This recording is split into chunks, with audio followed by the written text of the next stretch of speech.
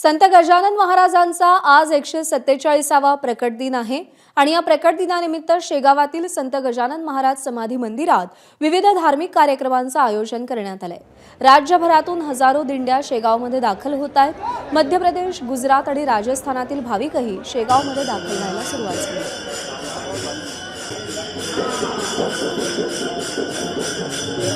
आज महाराजांचा 147वा प्रकट दिन आहे। आम्ही मेन म्हणजे आम्ही कॉलेजचे विद्यार्थी आहोत, तर आम्हाला हे माझ्या सगळ्या मैत्रिणी आहेत आणि आम्ही दर्शनासाठी आलेलो आहोत आणि इथे मंदिरामध्ये येऊन मन खूप प्रसन्न होते। प्रत्येक वर्षी प्रकट दिना दिवशी आम्ही पुण्यावरून येतो।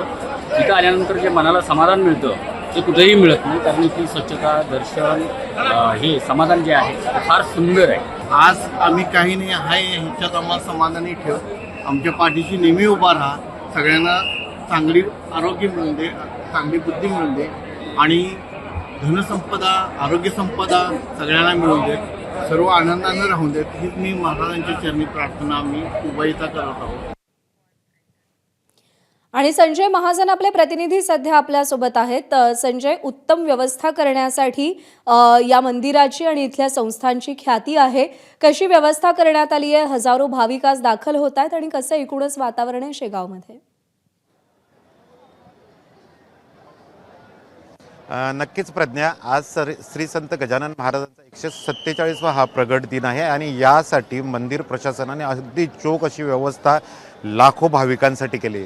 राज्यभरातून जवळपास शेकडो दिंड्या शेगावात दाखल झाल्या आणि लाखो भाविक आज श्री संत गजानन महाराजांच्या दर्शनासाठी या ठिकाणी गर्दी करत आहेत। मी तुम्हाला या ठिकाणची दृश्य दाखवतोय की मोठ्या प्रमाणात या ठिकाणी भाविक दाखल झालेले आहेत आणि खूप गर्दी या ठिकाणी आहे। अतिशय शांत असं वातावरण या ठिकाणी आहे। मंदिरात खूप मोठ्या प्रमाणात चोख बंदोबस्त करण्यात आलेला आहे। श्री संत गजानन महाराजांचा 147वा प्रगट दिन आहे।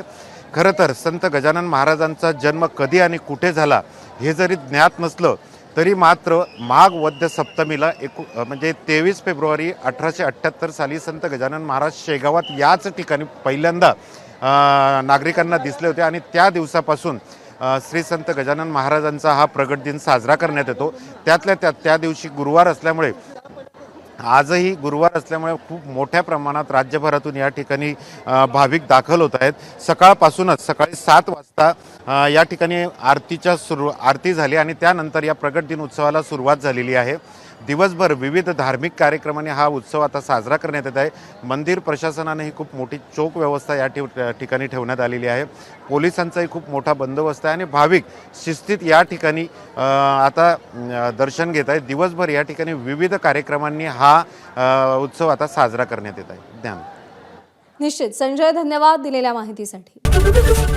एबीपी माझा, उघडा डोळे बघा नीट।